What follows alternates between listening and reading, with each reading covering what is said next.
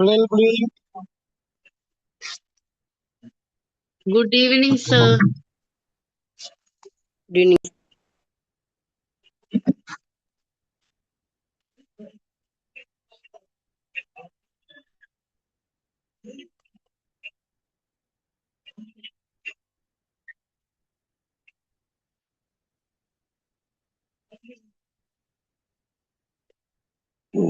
Right. நான் கடைசி class என்ன படிச்சோம்?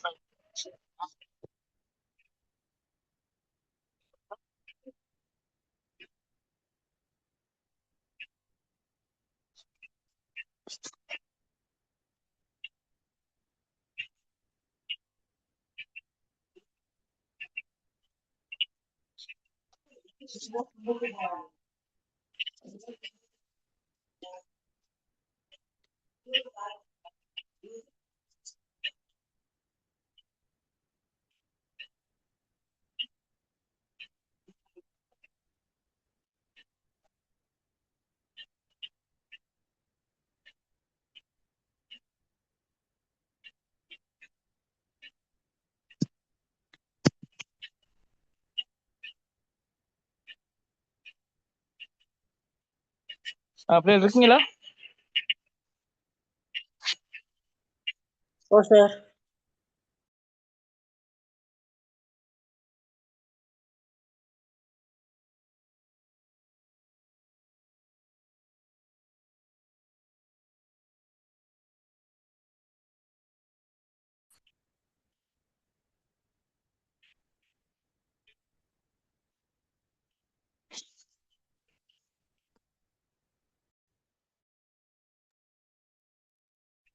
நான் பேசுறது கேக்குதா அப்படி?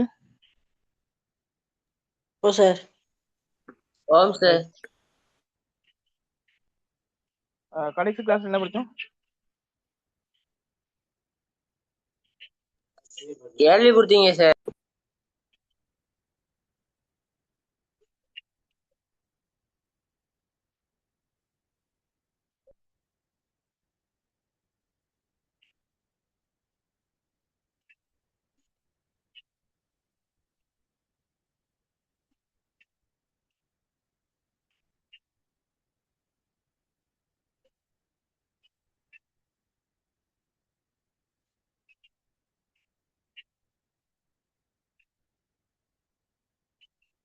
நீளம் பாய்தலனா?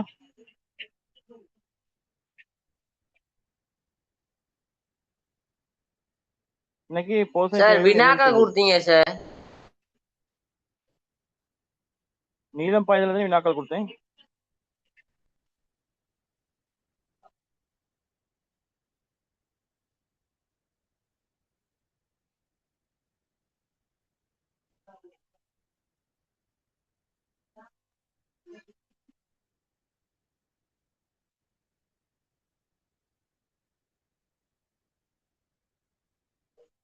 நீளம் பாய்தல உங்களுக்கு படிப்பிச்சிட்டேன் பிள்ளை.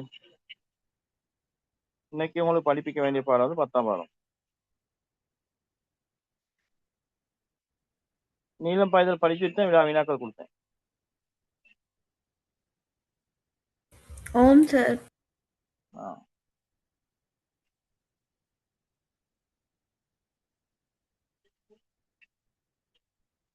இன்னைக்கு வந்து போசனை தேவைகளை நிறைவு செய்வோம். சரியா?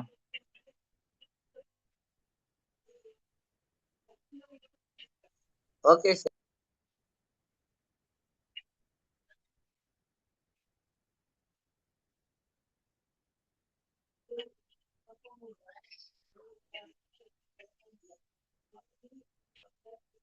போசனை தேவைகளை நிறைவு செய்வோம். சரிதானே? Right, okay. கொஞ்சம் புக்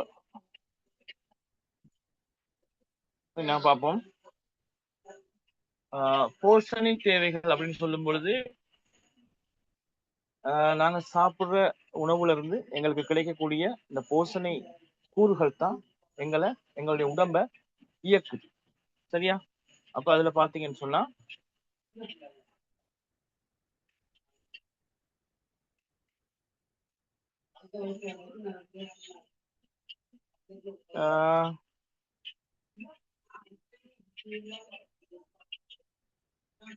அதுல முக்கியமான போசனை கூறுகளை பார்த்தீங்கன்னா கார்போஹைட்ரேட், புரதம், இலிப்பிட்டு, விட்டமின்கள், கனியுப்புக்கள், அப்புறம் ஏனையவைன்னு சொல்லி நீர், நார்ப்பொருள். இந்த கார்போஹைட்ரேட் புரதம். கார்போஹைட்ரேட் வந்து எங்களுக்கு உடலுக்கு சக்தியை தரக்கூடியது. புரதம் வந்து எங்களுடைய உடல் வளர்ச்சிக்கு உதவக்கூடிய போசனை கூறு. சரியா, இதுகளை பத்தி தான் நாங்க பார்க்க போறோம். இதை கொஞ்சம் நோட் பண்ணுங்க.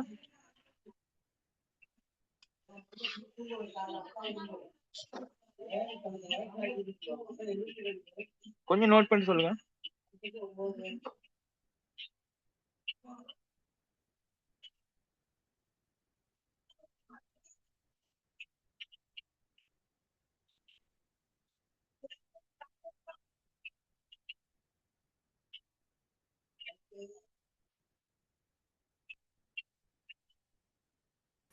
Okay sir.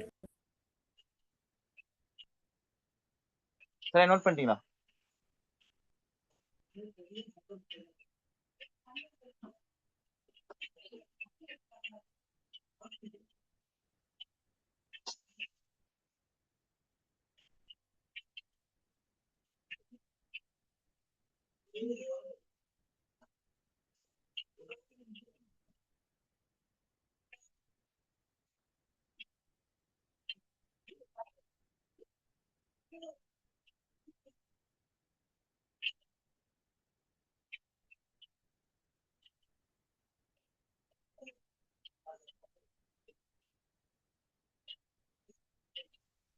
Okay sir.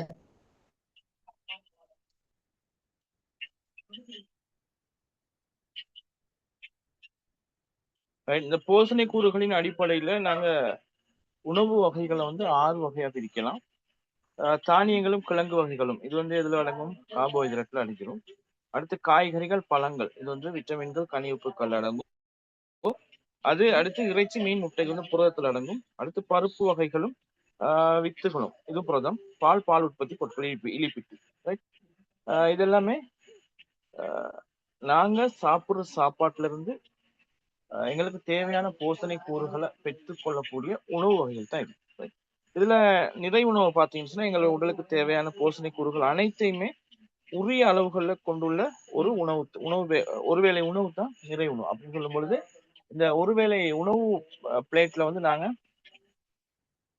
சகல விதமான போசனை கூறுகளை உள்ளடக்கிய மாதிரியான உணவை நாங்க சேர்த்து சாப்பிடக்கூடியதாக இருக்கணும். அதான் நிறை உணவு அப்படின்னு சொல்லப்படும். அப்ப அதுல பாத்தீங்கன்னு சொன்னா சோறு இருக்கும், இறைச்சி, மீன், முட்டை இதுல ஏதாவது ஒண்ணு இருக்கும், கீரை வகை இருக்கும், தானிய வகை இருக்கும்,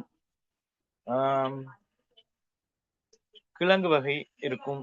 ரைட், இதெல்லாம் சேர்த்து ஒரு பிளேட்ல நாங்க சாப்பிடுறது நிறை உணவு. அப்ப அதுல பாத்தீங்கன்னு சொன்னா புரதம், கார்போஹைட்ரேட், இலிப்பிட்டு, கனி உப்புக்கள், விட்டமின்கள் இதெல்லாமே அந்த பிளேட்ல இருக்கக்கூடியதாக இருக்கும். சரியா, இதை கொஞ்சம் எழுதிக்கணும். அப்ப இந்த மேல சொல்லியிருக்கக்கூடிய இந்த 6 விஷயங்களும் நாங்க சாப்பிடுற பிளேட்ல இருந்துச்சுன்னா அதான் நிறை உணவு. சரியா, தானியங்கள், காய்கறிகள், பழங்கள், இறைச்சி, பருப்பு வகை, பால் உற்பத்தி பொருட்கள் இதுகள் ஒரு பிளேட்ல இருந்து நாங்க சாப்பிட்டோம்னா அதுதான் என்னது? நிறை உணவு.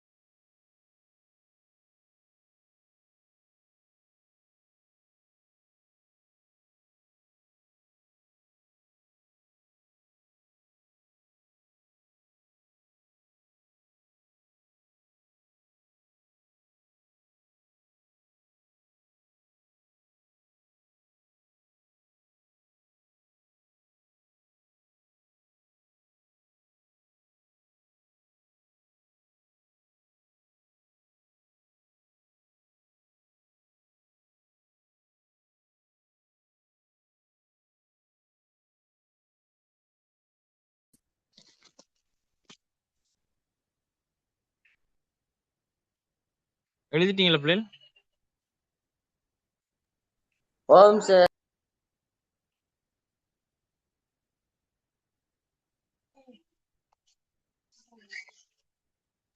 Excuse me sir. சொல்லுங்க.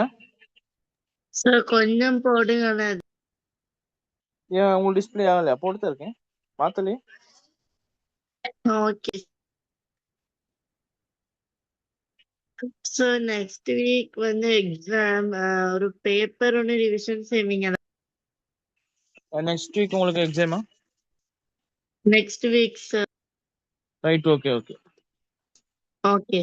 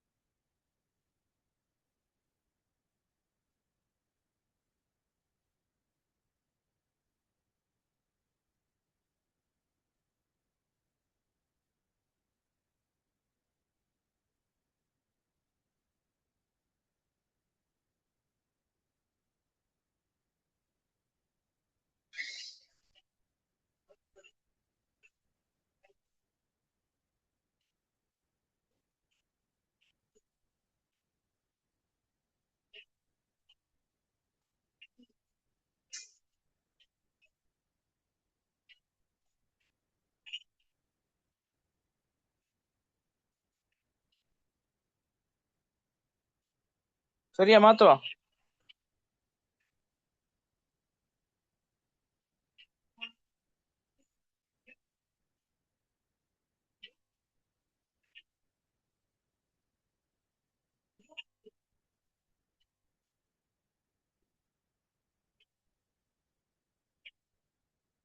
மாத்துறேன். அடுத்து பாத்தீங்கன்னா இந்த போசனை தேவை மாற்றமடையும் பருவம். இந்த போசனை தேவை அப்படின்ற விஷயம் மாற்றமடையும். போசனை தேவை அப்படிங்கிறது வந்து மாற்றமடையும். சரி, அது எந்தெந்த பருவத்துல மாற்றம் அடையுது அப்படின்னு பாத்தீங்கன்னு சொன்னா, முதலாவதாக ஒரு குழந்தை பிறந்து 28 நாள், அதாவது சிசு பருவத்துல அந்த பிள்ளைக்கு தாய்ப்பால் தான் தேவைப்படும். அந்த காலத்துல மாற்றமடை. அடுத்து 1 மாதம் தொடக்கம் 1 வருடம் வரை 12 மாதம் வரைக்கும் குழந்தை பருவம். இந்த பருவத்துல போசனை மாற்றம் இருக்கும். ஏன்னா அங்க பால் குடிக்கிறப்பல அது 6 மாசம் இல்லாட்டி 3 மாசத்துக்கு பிறகு பாலில இருந்து மாறி சாப்பிடுறதுக்கு வந்துருவாங்க. ஏன்னா நாங்க சாப்பாடுகளை கொடுக்கலாம், இந்த பிள்ளைக்கு சமிப்பால் அடையக்கூடிய மாதிரியான உணவு வகைகளை கொடுக்கலாம். எனவே அங்க மாற்றம் அடையும். அடுத்து 1 வயதுல இருந்து 9 வயது வரைக்கும் பிள்ளை பருவம். இந்த பிள்ளை பருவத்துல பிள்ளை வந்து அந்த பருவத்துல தான் பிள்ளை வந்து ஆரோக்கியமாக வளரணும், அவன் ஆரோக்கியமா இருக்கணும். அந்த பருவத்துல வந்து அவன் நல்லா ஆரோக்கியமா இருக்கணுங்கிறதுக்காக அதுக்கு ஏற்ற மாதிரியான உணவு வகைகளை நாங்க கொடுக்கணும். அடுத்து 10 வயது வந்து 19 வயது கட்டிலமை பருவம். கட்டிலமை பருவத்துக்கு வந்து உடல் பலமா ஆகிறதுக்கான உணவு வகைகள் இந்த கட்டிலமை பருவத்துக்கு தேவைப்படும். அடுத்து அவங்களுடைய போஷணை மட்டம் இந்த கட்டிலமை பருவத்துல அதிகரிக்கும். அவங்களோட போஷணை தேவை அதிகமாகவே காணப்படும். அடுத்து 20 இருந்து 59 வரைக்கும் வாலிப பருவம், நடுத்தர பருவம் ரெண்டுமே அதுல இருக்குது. அடுத்த இதுல வந்து எங்களுக்கு நாங்க தொழில் செய்வோம். அப்ப அதுக்கு ஏற்ற மாதிரி உடலுக்கு தேவையான சக்தி வழங்கக்கூடிய உணவுகள், அதே மாதிரி கட்டிலமை பருவத்துல உடல் வளர்ச்சிக்கு தேவையான உணவுகள் தேவைப்படும். அதே மாதிரி இந்த வாலிப பருவம், நடுத்தர பருவத்துல வந்து உடலுக்கு சக்தி வழங்கக்கூடிய உணவுகள் நாங்க அதிக அளவுல உண்ணக்கூடியதா இருக்கு. ஏன்னா கடினமாக உழைக்கக்கூடிய ஒரு பருவம் தான் அது. அடுத்து 60 வயதுக்கு மேல பாத்தீங்கன்னா முதுமை பருவம். அப்ப அந்த முதுமை பருவத்துல வந்து எங்கட உடம்புக்கு எவ்வளவு தேவையோ அதுக்கு ஏற்ற மாதிரியான உணவுகளை சாப்பிட்டு கொண்டு நாங்க இருக்கிற பருவம் தான் இந்த முதுமை பருவம். அவ போஷணை தேவைகள் மாற்றமடையும் பருவங்கள்னு பாத்தீங்கன்னா இதுதான்: சிசு பருவம், குழந்தை பருவம், பிள்ளை பருவம், கட்டிலமை பருவம், வாலிப பருவம், நடுத்தர பருவம், முதுமை பருவம். ரைட், தெளிவுகளும்.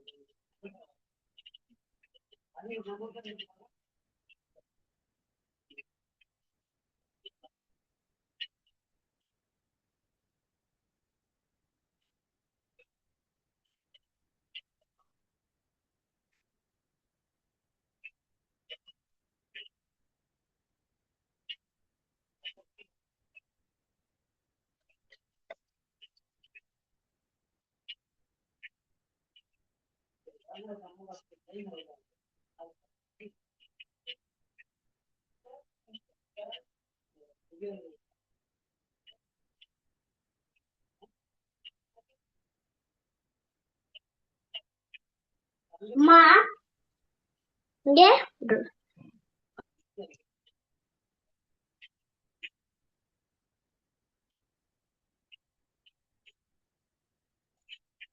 எழுதியாச்சு சார்.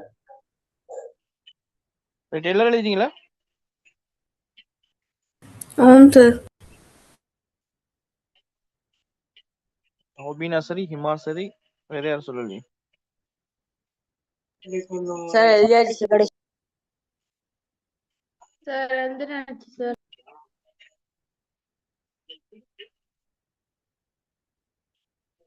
ரைட், அப்ப நாங்க இந்த பருவங்கள்ல பார்த்தோம். இந்த பருவங்கள்ல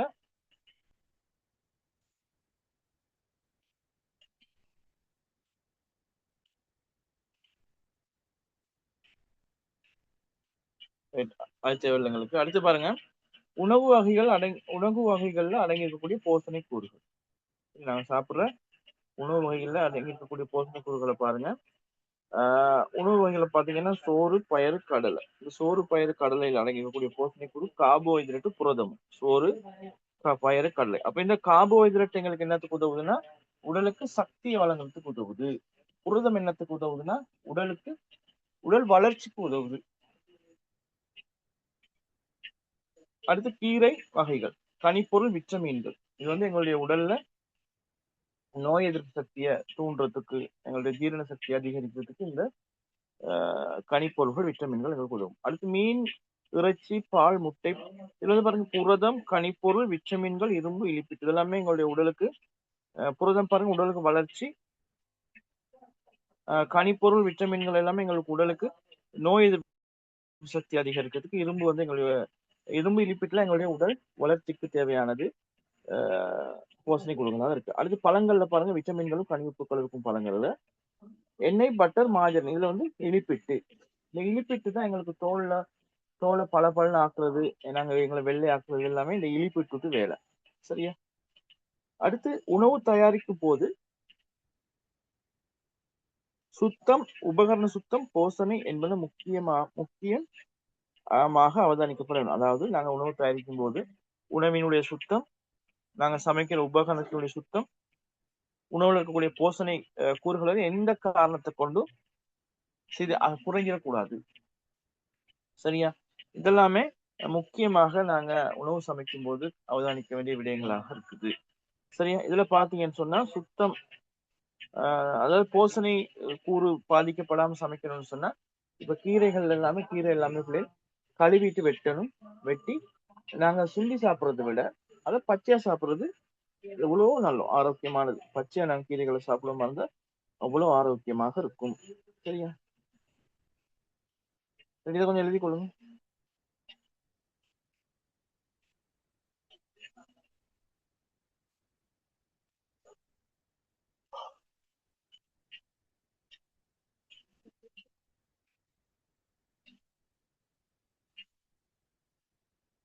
நான் அடுத்த புதன்கிழமை வெள்ளனே உங்களுக்கு பேப்பரை போட்டு விட்டா சரியா நீங்க செஞ்சிருவீங்க.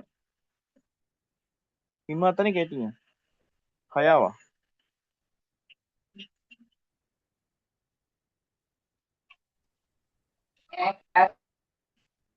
பேப்பர் டிஸ்கஸ் பண்ணணும்னு சொன்னீங்க நெக்ஸ்ட் வீக்.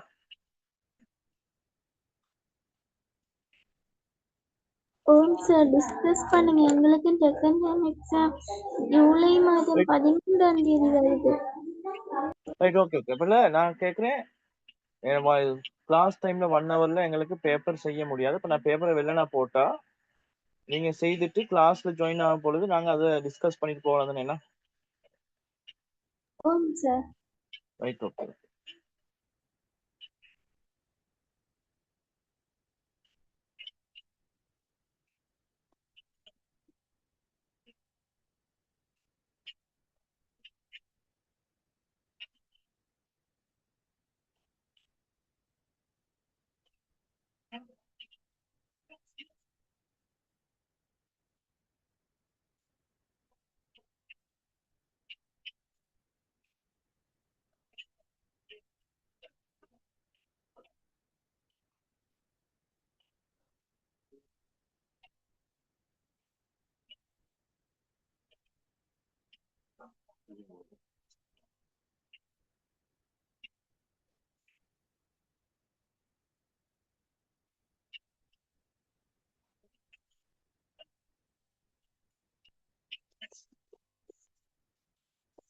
எழுதிட்டா சொல்லுங்க.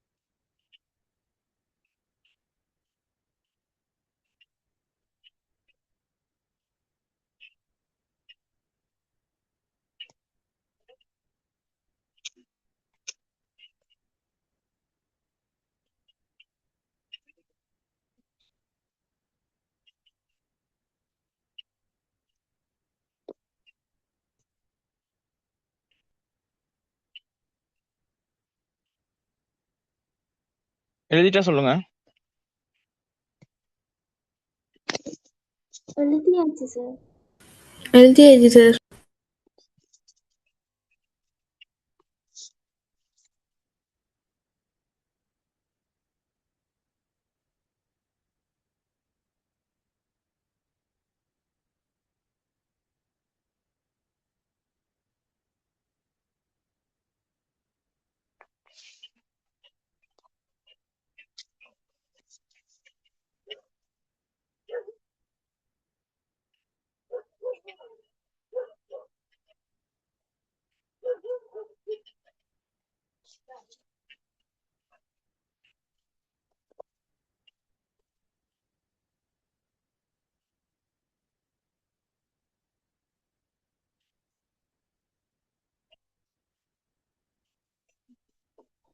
சார் எழுதியாச்சு சார்.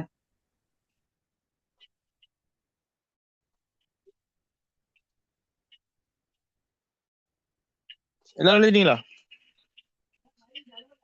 ஓ சார். ஓ சார்.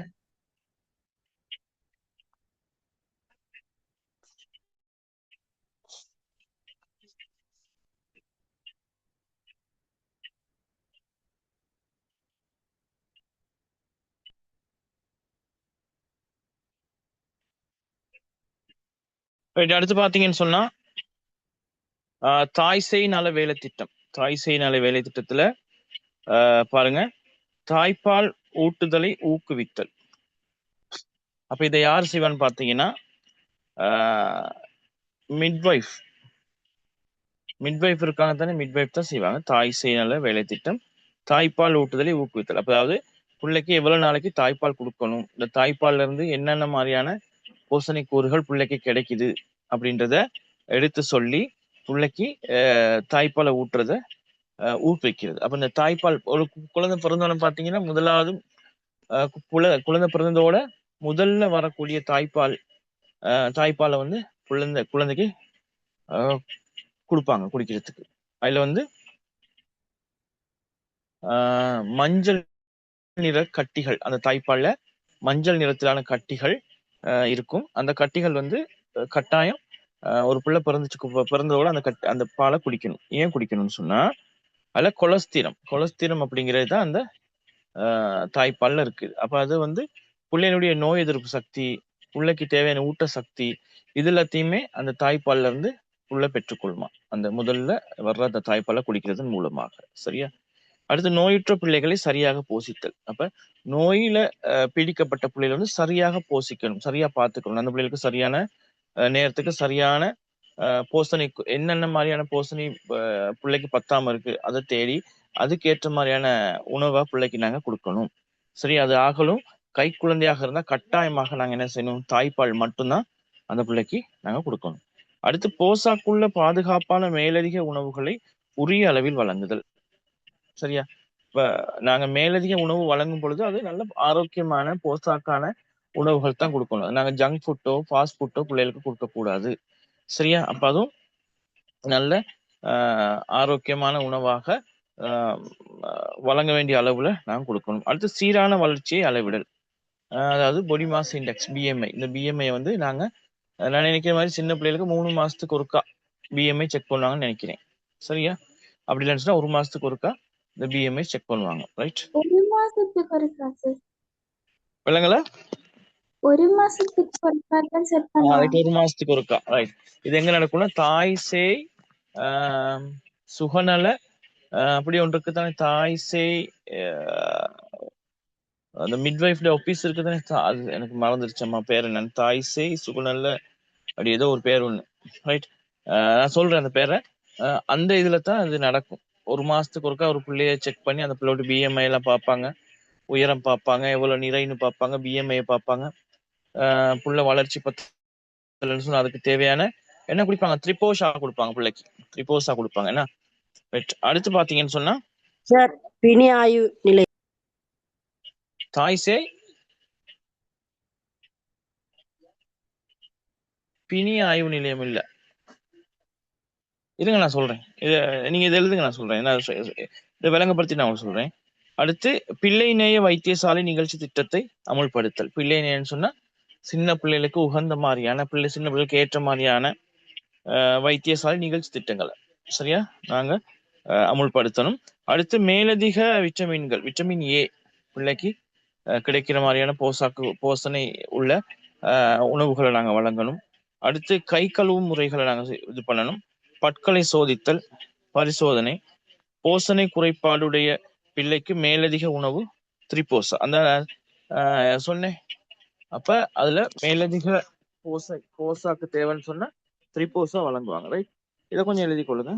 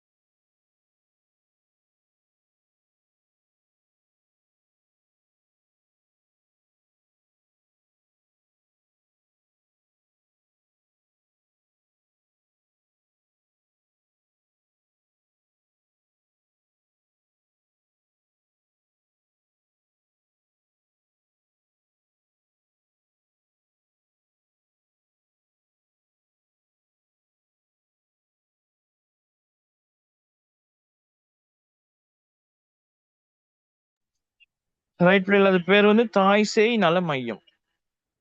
சரியா, தாய் சேய் நல மையம்.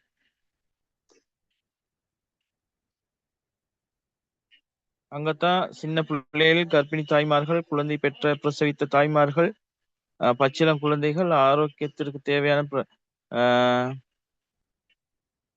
பிரசவம், அடுத்து தடுப்பூசி, மருந்து ஆலோசனை இதெல்லாமே அங்கதான் கொடுப்பாங்க, தாய் சேய் நல மையத்துல.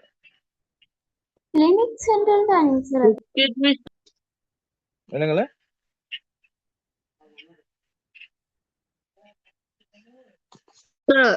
அதாவது இந்த மாதம் ஊசிடுறாங்க தானே சார்? அது வந்து எதுக்காக? ஊசியா? மாசம் மாசம் ஊசி போட மாட்டாங்கல்ல. சரி சார், அந்த 1 வயதுக்கு அப்படி அந்த 6 அது மாதத்துக்கு வந்து ஒரு முறை அப்படி தடுப்பூசிகள். அப்ப அந்த 1 வயசுல தாக்கக்கூடிய நோய் இதுகள்ல இருந்து தடுத்து கொள்றதுக்காக தடுப்பூசி போடுவாங்க. போலியோ அட்டாக்கு தான் கூடுதலா போடுவாங்க, போலியோல பிள்ளைகள் பீடிக்கப்படாம இருக்கிறதுக்காக.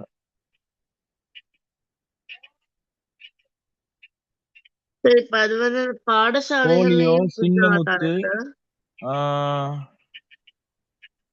சின்னமுத்து சிக்கன் பாக்ஸ் தானே, சிக்கன் பாக்ஸ், ஜெர்மன் சின்னமுத்து, அப்படி இதுகளுக்கு போடுவாங்க.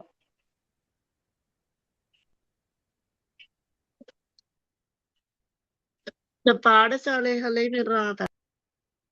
பாடசாலையில உங்களுக்கு போடுறது வந்து ருபெல்லா தானே, ருபெல்லா. ஆமாம் சார். சார், தரம் 6, 7, 8 3 தரத்திலயுமே தடுப்பூசி ருபெல்லா போடுவாங்க.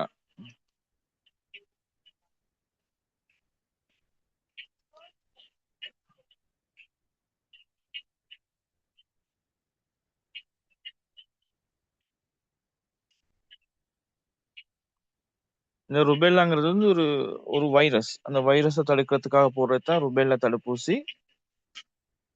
இது யாரை தாக்கும்னு பாத்தீங்கன்னா கர்ப்பிணி தாய்மார்களை தான் தாக்கும். நான் நினைக்கிற மாதிரி ருபெல்லா வந்து பெண்களுக்கு மட்டும்தான் போடுவாங்க.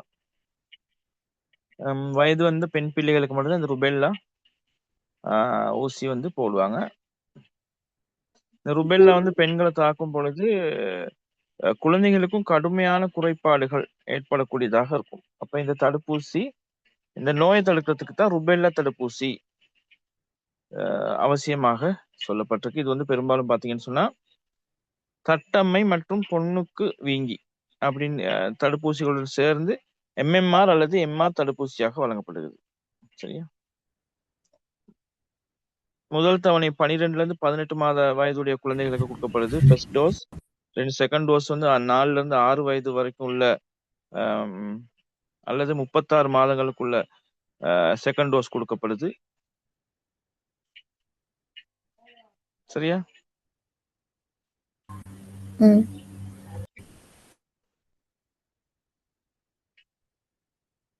World Health Organization rubella immunisation.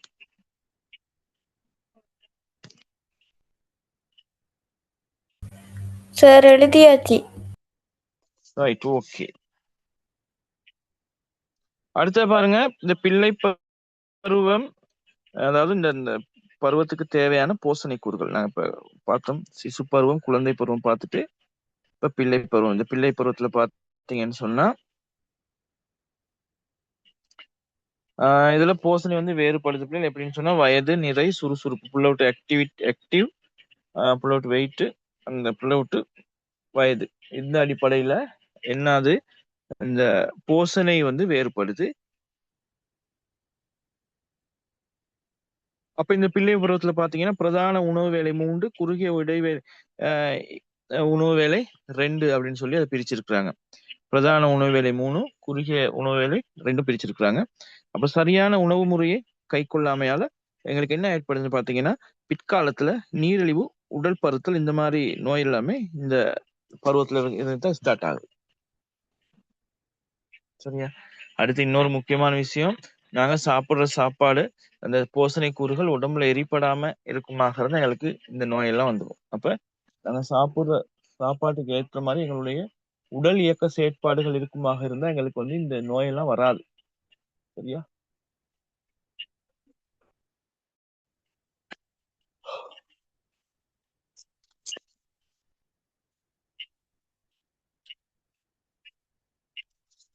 Sir screen மாறிடுச்சு. Right, okay okay okay.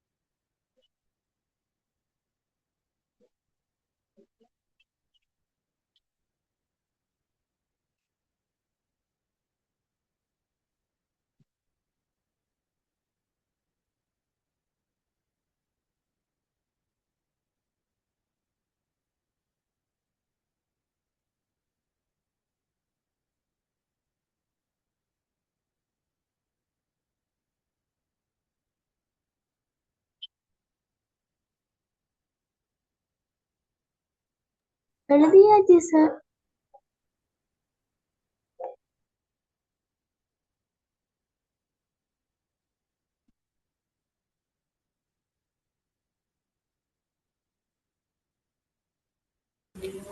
ஓம் சார் எழுதியாச்சு.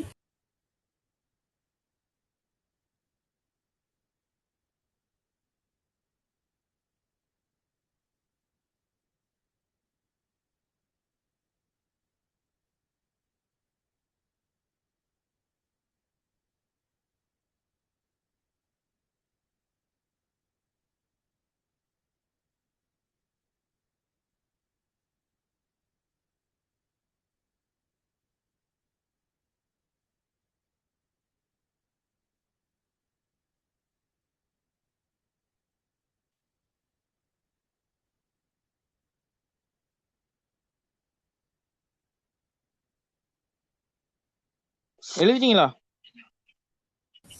ஓம் சார். ரெடி தான், எழுதிக்கொள்ளும். கட்லிம பருவத்துல பாருங்க, போசனை வேறுபடுது எப்படி? வயது, உயரம், நிறை, சுறுசுறுப்பு தன்மைக்கு ஏற்ப போசனை வேறுபடுது கட்லிம பருவத்துல.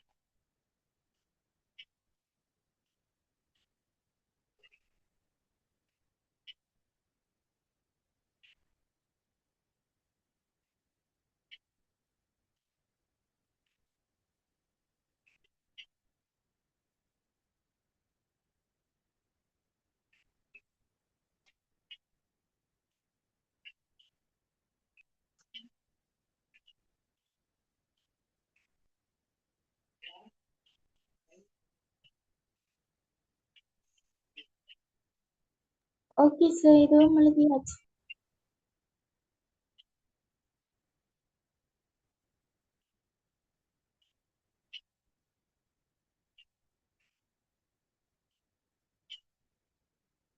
அது மாதிரி கட்லிம பருவத்துல துரித உடல் வளர்ச்சிக்கு தேவையான போசனை கூறுகளை பாருங்க. புரதம், carbohydrate, lipid, iodine, vitamin A, vitamin B12, C, D, folic அமிலம், இதெல்லாமே துரித உடல் வளர்ச்சிக்கு தேவையான போசனை கூறுகள். விரைவான என்பு நல்ல பலமா இருக்கணும்னா எங்களுக்கு கல்சியம் தேவை. பெண் பிள்ளை மாதவிடாய் குருதி சோகை, இதுல வந்து பெண் பிள்ளை அந்த மாதவிடாயும் போறப்ப அந்த குருதி சோகை ஏற்படும். இதை வந்து தவிர்த்து கொள்றதுக்கு இரும்பு சத்து தேவை. ஆண் பிள்ளைகளுக்கு பாத்தீங்கன்னா iodine, vitamin A, B, C, இரும்பு, கார்போஹைட்ரேட், இலிப்பிட்டு இது எல்லாமே தேவை. ஆண் பிள்ளை தசை வளர்ச்சிக்கு புரதம் அவசியமாக இருக்கு. எழுதுங்க.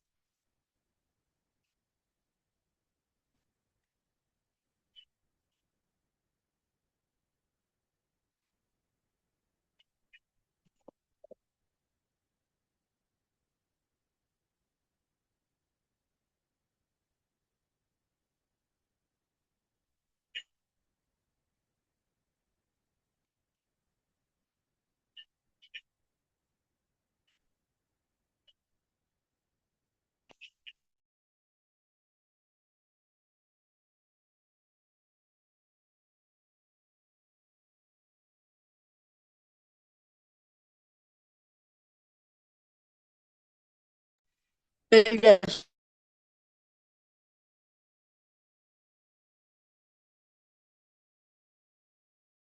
சரி சார்.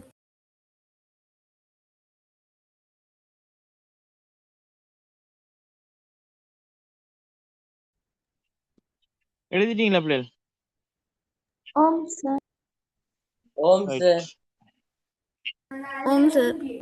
ரைட், நாங்க மிகுதியை அடுத்த ஹோப்ல பார்ப்போம். இதோட முடிப்போம் பிள்ளைகள். Good night. Good night sir. Bye sir. Thank you sir.